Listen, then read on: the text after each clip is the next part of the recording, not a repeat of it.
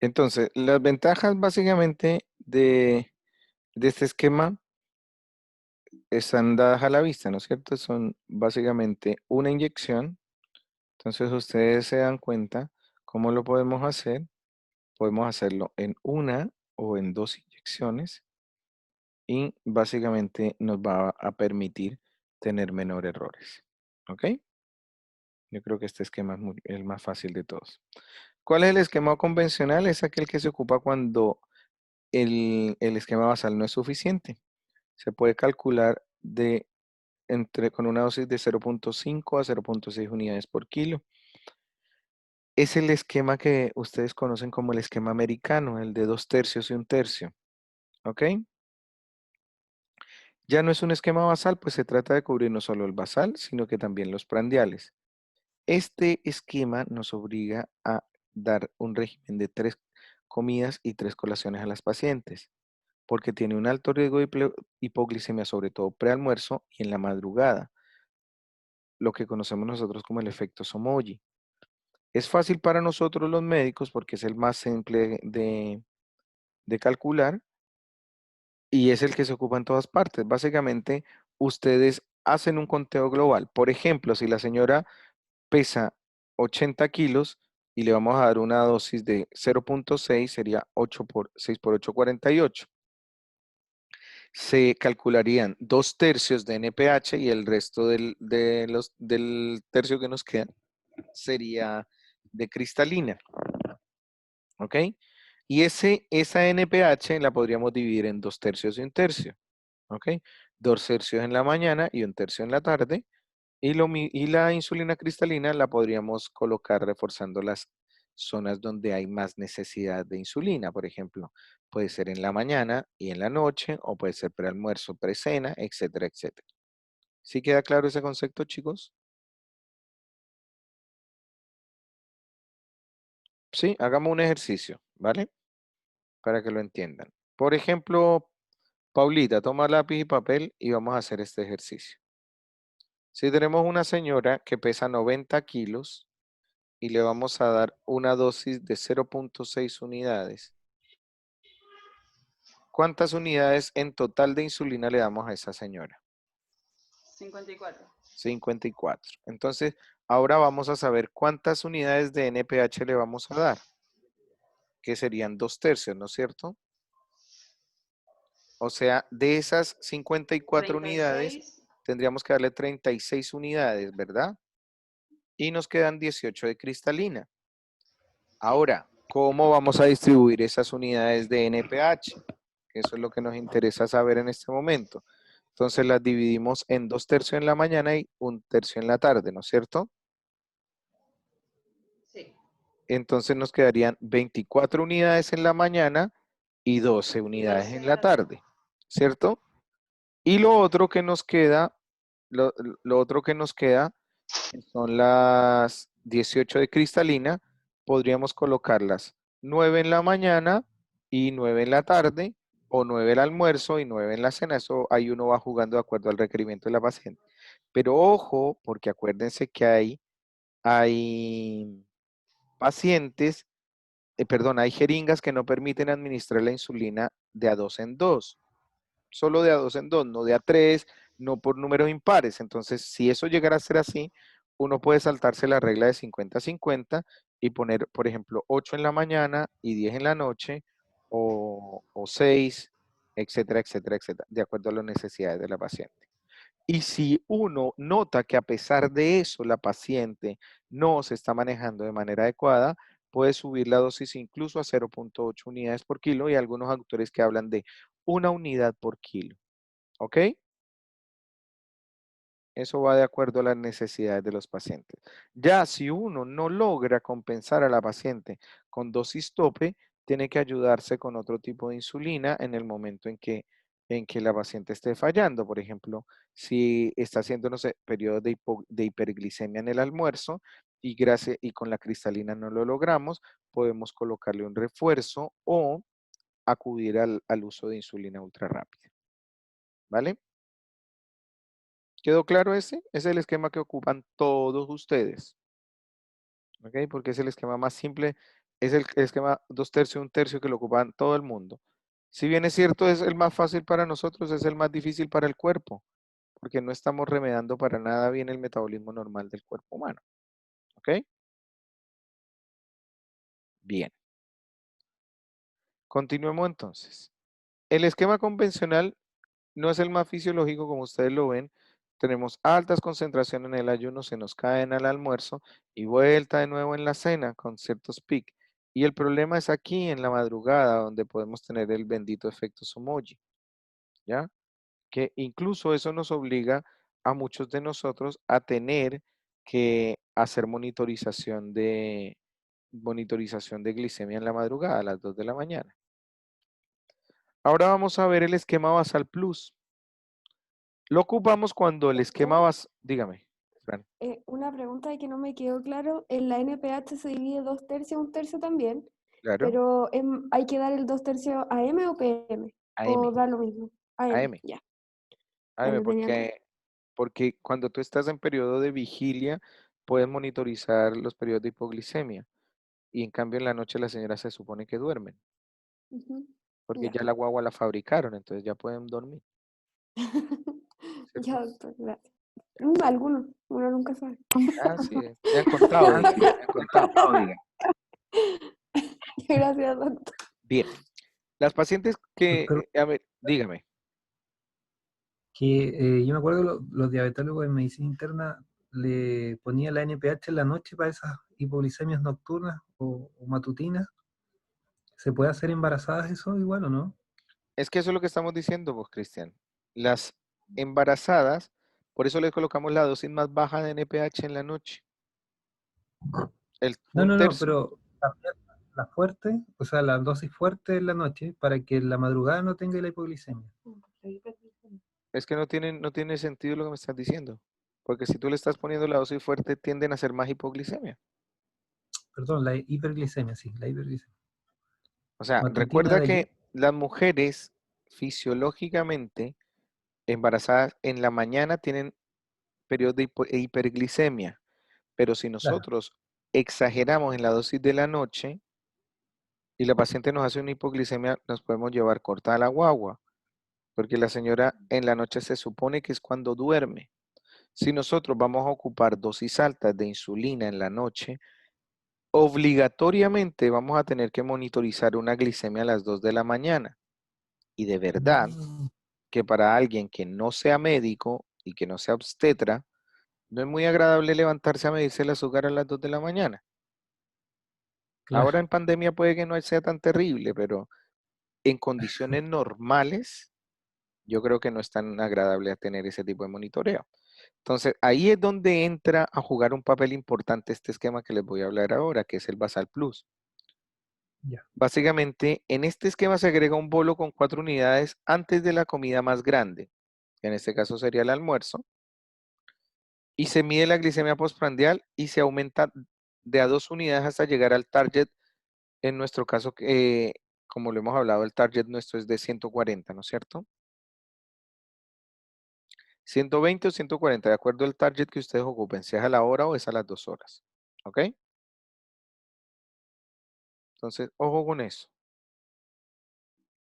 Este esquema es bastante bueno porque nos permite ir controlando como la cifra glicémica más desconchinflada que tengamos. Y ese sí es el esquema más fisiológico. ¿Ok? Eso no significa que sea el mejor. Estamos hablando de una paciente ideal, pero ese es el esquema más fisiológico. Básicamente la dosis total de insulina sería entre 0 a 5 o 0,7 unidades por kilo.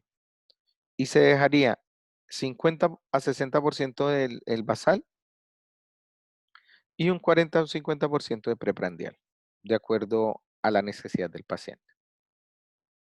¿Ok? Entonces, básicamente, la dosis de 100% sería 50% o 60% de acuerdo a lo que nosotros necesitemos de basal y el otro 40 o 50 de acuerdo a lo que hayamos decidido, se deja en la comida que nosotros creamos que es la que más le va a funcionar, ya sea si es el desayuno, si es en el almuerzo o es en la cena. Recuerden que nosotros por ser chilenos tenemos un pequeño fallo en los esquemas que nos muestran de insulina, porque en el extranjero no hablamos de 11, hablamos de cena y aquí nosotros nos inventamos otra comida. Entonces, ojo con eso porque la 11 no está contemplada.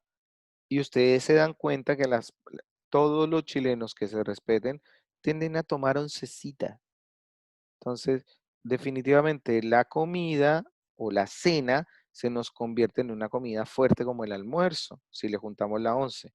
Entonces, eso es súper importante ordenárselo a las pacientes embarazaditas, ¿ya? Yo creo que ese esquema es mucho más fácil, ¿ok? Entonces, ahí ustedes ven cómo nosotros podemos hacer el esquema ya sea con L-argina o con insulina regular y después colocamos el bolo donde nos parezca mejor, ya sea prealmuerzo, predesayuno o precena. Ya eso es al gusto de ustedes porque ustedes son los que van a estar controlando al paciente. ¿Ok? ¿Sí queda clarito con el gráfico? No es muy difícil. Es más engorroso, un poco más engorroso, pero no es tan difícil. Entonces, si tenemos una paciente que tiene, mire, yo creo que más fácil no lo pudo hacer mi querida amiga Luisa. Si tenemos un paciente que solo tiene la glicemia en ayuno alterada, ocupamos un esquema basal. Si tenemos una paciente que tiene la insulina de ayuno y las postprandiales alteradas, podemos ocupar el convencional o el basal bolo. Ella coloca el basal bolo porque es el más fisiológico, pero es el más engorroso para ustedes. Y si tenemos alguna paciente que tiene un ayuno y que se nos está escapando en algún momento del día, podemos ocupar el basal plus. ¿Ok? Ese es más o menos el resumen del esquema de los esquemas que vamos a ocupar. Preguntas. Entonces, ¿cuándo iniciamos insulina? Sharon, ¿cuáles son las metas que tenemos para iniciar insulina a una señora? Dime 2 para que el Cristian que está lejitos de ti me diga la otra. Cuando tenemos una paciente que no está cumpliendo, cuando tenemos una paciente que no está cumpliendo con los niveles requeridos, o sea, Ya, sea eso quiero que me digas. ¿Cuáles 120 a son los las 2 niveles horas o requeridos? 140 a la hora postprandial. Perdón, devuelve, no te escuché. Perdón, ¿ahí sí? ¿Me escucha? Sí, te escucho. Dime ¿Ya? cuáles son las metas, los Ya. targets de manejo. Una paciente que no que esté sobre los 140 postprandial a la hora o los 120 a las 2 horas. Ya. Una paciente que tenga sobre los 140 en ayuno, No. sobre 100 en ayuno. Ah, muy bien, muy bien. Ahora, Sí. Cristian, ayúdale. ¿Qué otra alternativa tengo para que una señora inicie insulina al tiro? Ahí se escucha, ¿no? Perfecta, fuerte y claro. Ah, ya. Tenemos también lo que supere los 200 miligramos de decilitro. Ah, yo pensé que kilómetros por hora. Es que me pasó en la transformación a mol, porque también se mide en mol. Sí, pero aquí en Chilito todavía estamos con miligramos por decilitro. Y, bueno, a cualquier hora del día. ¿Y qué más? Ayúdale, Marcelita. Y también los síntomas clínicos. Lo ¿A qué te destaca refieres mucho con síntomas clínicos? que sea hiperfagia y No, la por palabra ahí ya te clínica. perdiste, porque los síntomas clínicos se persisten. O sea, una paciente diabética va a tener polidipsia, poliuria, polifagia, poligracia, porque son muy graciositas. Sí. ¿Ok? A ver, Marcelita, ¿qué otra cosa nos falta para iniciar manejo con insulina? Ya la Sharon las dijo todas y el Cristian. Falta una sola cosa. Ayúdale, Fran. Que el 20% de los controles Muy durante 2 bien. semanas esté alterado. Ahí se Exacto. Tú inicia la tomas la insulina. carta de todos los controles glicémicos que les pediste a las señoras, porque es obligatorio hacerlo en todo. Acuérdense que lo vimos en la presentación, que el monitoreo mejora el outcome final entre un 5 y un 7%. Entonces, si ustedes le obligan a sus pacientes, porque recuerden que es una garantía explícita en salud, que se tomen las mediciones del hemoglucotés pre y postprandial, eso les va a dar una idea del comportamiento global de la paciente. Y si tienen más del 20% de las cifras totales fuera del target que nosotros les pusimos, pues obviamente van a tener que iniciar también insulina, ¿ya? ¿Qué insulina se pueden ocupar como basales, Nico?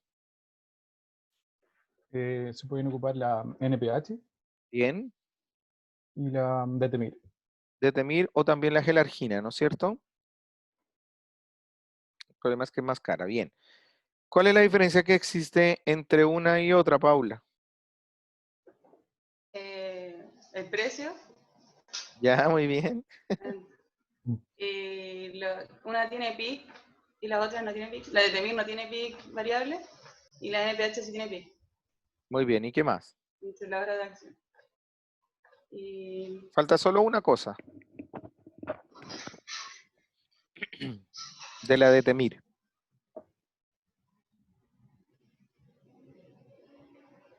Que es no recuerdo dosis dependiente. qué. Dosis dependiente, sí. ¿Ok?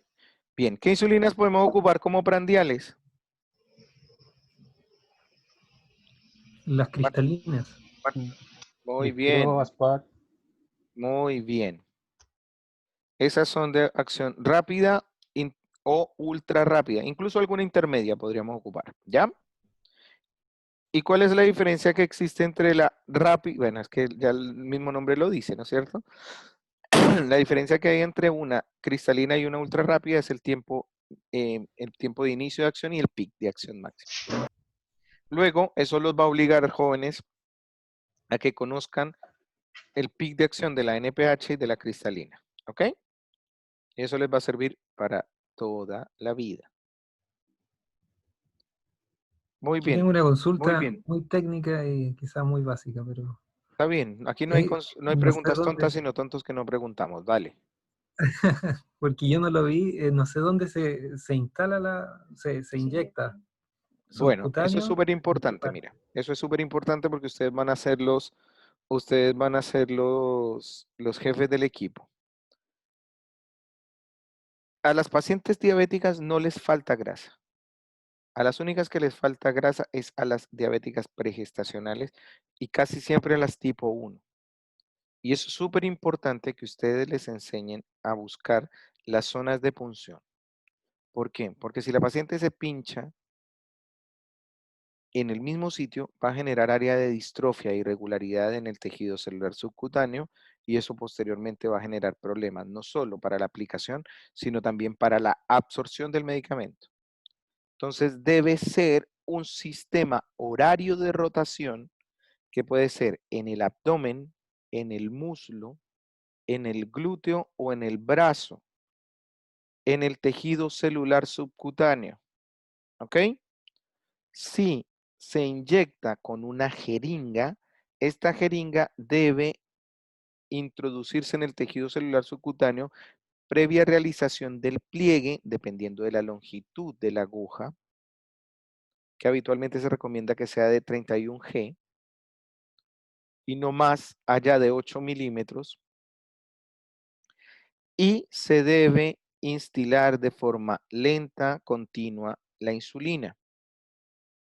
Cuando es con lápiz, porque ustedes saben que la insulina de Temir viene en un lápiz, el lápiz tiene un dosificador que nos permite medir las unidades y posteriormente inyectarlas de la misma manera que la insulina habitual.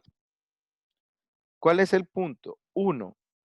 Después de abierta, la insulina no necesita estar más allá de 18 a 20 grados Celsius de temperatura. O sea, no es obligatorio tenerla en un cooler. ¿Ok? Después de abierta. Antes de abierta, sí. ¿Ya? Se puede dejar incluso en el velador, en estas cosas, en esos sobres plateados que habitualmente se ocupan, ¿ya? Y la idea es que las pacientes aprendan a distinguir una insulina de la otra y que no se confundan. Por eso, la NPH es lechosa y la cristalina es cristalina, ante el posible riesgo de confusión. Además, si ustedes miran, les voy a mostrar el empaque, tienen un reborde de color verde y la otra, pucha, no tengo el de la otra, también viene marcada con un color diferente. Y esto no es porque al que la inventó le gustaba más el verde o que era hincha del Audax Italiano, sino es por eso, para determinar de forma colorimétrica que las pacientes no se confundan. ¿Ok? También es importante hacer énfasis que no se deben reutilizar las jeringas, porque recuerden que las jeringas tienen un filo que se pierde con el ingreso al tejido córneo de la piel.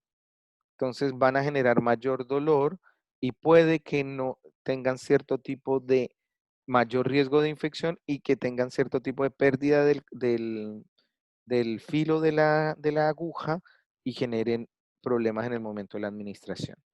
¿Ok? Eso es importante. Entonces, si lo van a hacer a nivel periumbilical, debe ser en el sentido de las manecillas del reloj, ¿ya? Empezando desde las 12 hasta las 12, como ustedes quieran. Pero deben ir cambiando las circunferencias periumbilicales para evitar la distrofia. ¿Ok? ¿Ok? Ok, gracias. Bien, sigamos. Ahora hablemos de las diabéticas pregestacionales. La clasificación de la ADA, bueno, eso ya lo habíamos hablado antes, ¿no es cierto? Nos las da en diabéticas tipo 1, tipo 2 y otros tipos de diabéticas como los MODY, los defectos congénitos, las enfermedades pancreáticas, las endocrinopatías, las inducidas por droga, etc. Eso ya lo habíamos visto, ¿no es cierto? Entonces, la paciente con una diabetes pregestacional en la etapa preconcepcional, y es ahí donde está el trabajo de ustedes como médicos generales, cuando les llegue la paciente que quiere embarazarse, deben tener la capacidad de decirle a esta señora que por su bien debe controlar su diabetes antes de desear embarazarse. Dentro de lo más importante es garantizar, ojalá, llevarla hasta un índice de masa corporal por debajo de 30 y garantizar el aporte de ácido fólico pregestacional, procurando llegar a una hemoglobina glicosilada menor o igual a 7%. ¿Ok? Si logran llegar a esos 6 meses previos, la tasa de malformaciones mayores se disminuye en un 30 a un 48%, es decir, ya nos quedaríamos con el riesgo basal de generar casi el basal de generar una malformación congénita mayor. Si nosotros, porque ustedes saben que los valores altos de hemoglobina glicosilada 1C tienen riesgo directo con la presencia de malformaciones mayores, sobre todo malformaciones del tubo neural y malformaciones cardíacas. Y lo que es peor, tienen mayor probabilidad de hacer abortos. Estas pacientes que se embarazan con hemoglobinas glicosiladas mayores a 7 tienen un manejo más difícil, requieren un traspaso más precoz a insulina y así estén con hipoglicemia anteorales, con el objetivo de optimizar el control glicémico, nos podemos saltar el paso y la podemos ir familiarizando con el uso de insulina. Eso es una medida que nos permite salvar no solo de malformaciones, sino de probables abortos a estas pacientes. Entonces, si las pacientes son pregestacionales, tienen mal control metabólico a pesar de los hipoglicemiantes anteorales y no logramos la meta preconcepcional, habitualmente nosotros abogamos para iniciar de manera precoz la insulina. ¿Ok? ¿Cuáles son las complicaciones materno-fetales más frecuentes? La malformación, el aborto, la preeclampsia, la macrosomía y la mortalidad perinatal del recién nacido. ¿Ok? También hay muchas más complicaciones neonatales y mayor cantidad de complicaciones en la adultez. Eso ustedes lo saben, ¿no es cierto? Entonces, la guía clínica nos dice, por el mal control de las complicaciones, está directamente relacionado, hasta que pesar esta diapositiva no me salió bien, está directamente relacionado con el aumento en la hemoglobina glicosilada directamente. Entonces, eso ya lo hemos hablado la vez anterior, que los niveles mayores a 10 nos dan mayor a un 60% de probabilidad de malformaciones. Esto básicamente es un gráfico en el cual nos muestra que un aumento en un 1% de la hemoglobina glicosilada corresponde a un aumento de 5.5% en incremento del riesgo de un efecto adverso para estas pacientes. ¿Ok? Ojo con eso. Si una paciente tiene una hemoglobina glicosilada mayor a un 10%, solo el 21% podrá tener un buen resultado obstétrico. O sea, eso es alarmante. Y el resto presentarían un resultado adverso. Así es que si nosotros tenemos una paciente con una hemoglobina glicosilada menor al 6%, solo el 15% de ellas podría llegar a tener algún problema. O sea, estamos hablando que estamos reduciendo esa tasa en un 85%. Básicamente, ¿cómo se genera la teratogénesis en las pacientes con diabetes pregestacional? Esta glucosa materna que se encuentra por encima del umbral aumenta el metabolismo oxidativo de la glucosa. ¿Se acuerdan ustedes? Bueno, no me acuerdo si se lo expliqué cuando estaban en quinto. Pero ¿se acuerdan cuáles son las dos vías de la glucosilación de las proteínas? ¿Lo vieron en bioquímica? ¿Alguien lo recuerda? ¿Se acuerdan que hay una vía que es oxidativa y otra que es no oxidativa? La glicosilación De oxidativa la y la gluconeosis. no oxidativa. ¿Sí se acuerdan? Pues resulta que la glicosilación no oxidativa, en este caso la mujer que tiene altos niveles de glúcidos a nivel del sistema cardiovascular, aumenta el metabolismo oxidativo de la glucosa. Al aumentar esto, pues claramente esa glicosilación de proteínas genera alteración y pérdida de la integración del ADN y la expresión de algunas moléculas estructurales importantes. Lo que va a hacer es, por la vía de la glicosilación, es alterar las cadenas de ADN que van a perder integridad directa. Y por otro lado, también se presenta un fenómeno hipóxico y hay una sobreproducción del sistema aéreo en las mitocondrias de cada una de esas células que están en formación.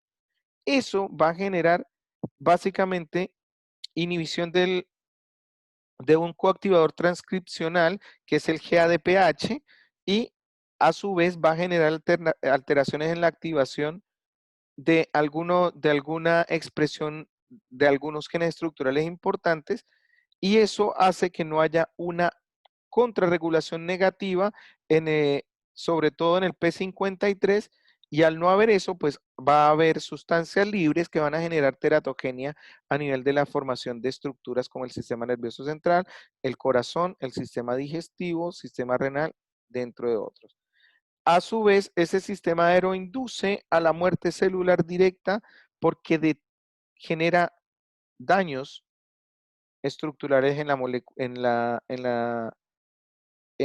estructura, bueno, daños estructurales, valga la redundancia, en la conformación de los cromosomas y a su vez de algunas bases a nivel del ADN, y eso se va a ver reflejado en la alteración morfológica del feto. ¿Ok? Entonces, aquí está, bueno, esto está en el Up to Date por si lo quieren ver, dentro de las cuales las principales son las cardíacas, después siguen las del sistema nervioso central. Ahí en esta tablita se ve cuál es la distribución de acuerdo al grado, al nivel de frecuencia y de presentación.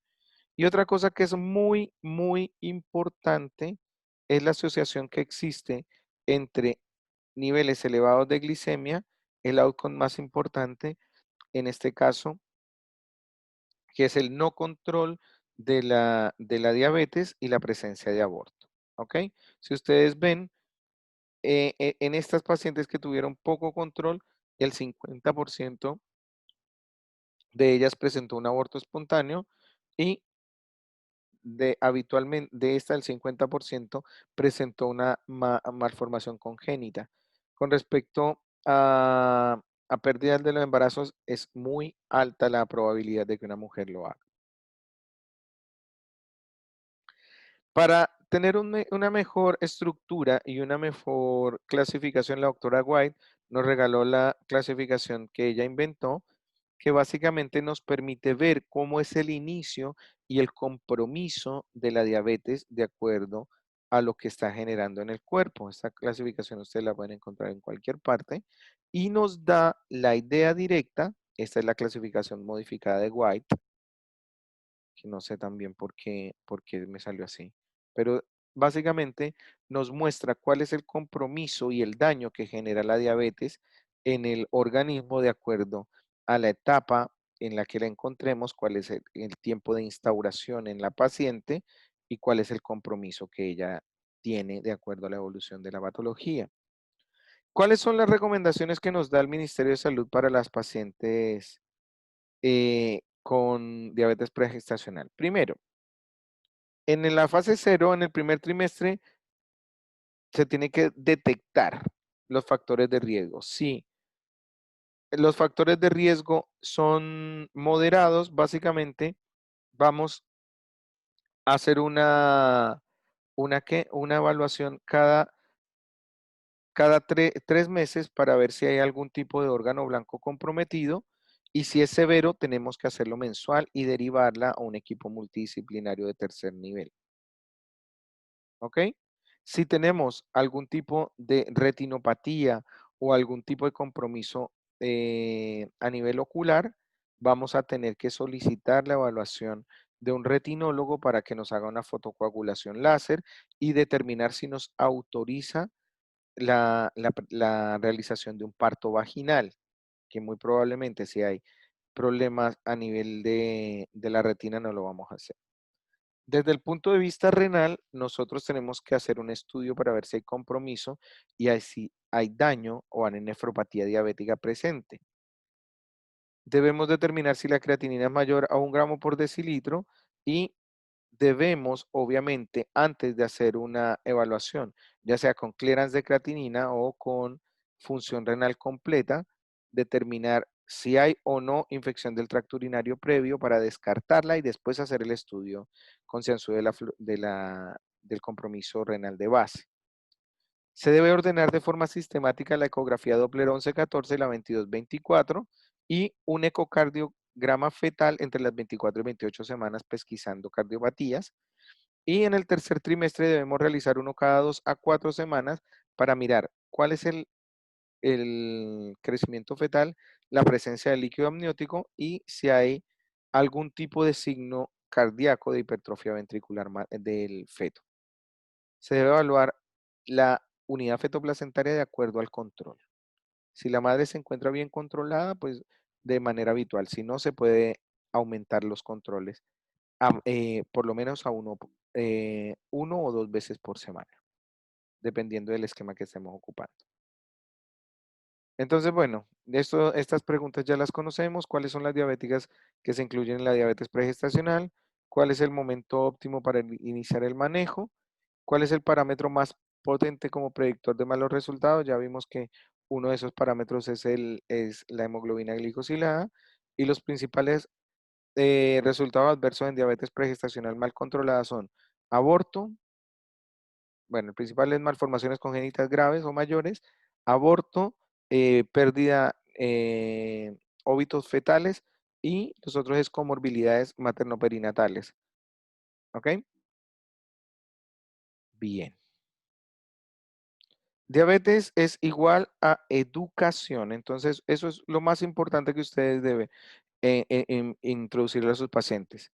Ver cuál es la edad, cuál es el nivel educacional, cuál es su situación socioeconómica, si hay redes de apoyo, a qué se dedica la paciente, cuáles son las limitaciones de salud y eliminar los mitos del uso de la insulina y otros medicamentos, porque la gente no ocupa la insulina porque considera que la insulina los deja ciegos y la paciente considera que debe comer por 2 porque así es la moda en nuestra población.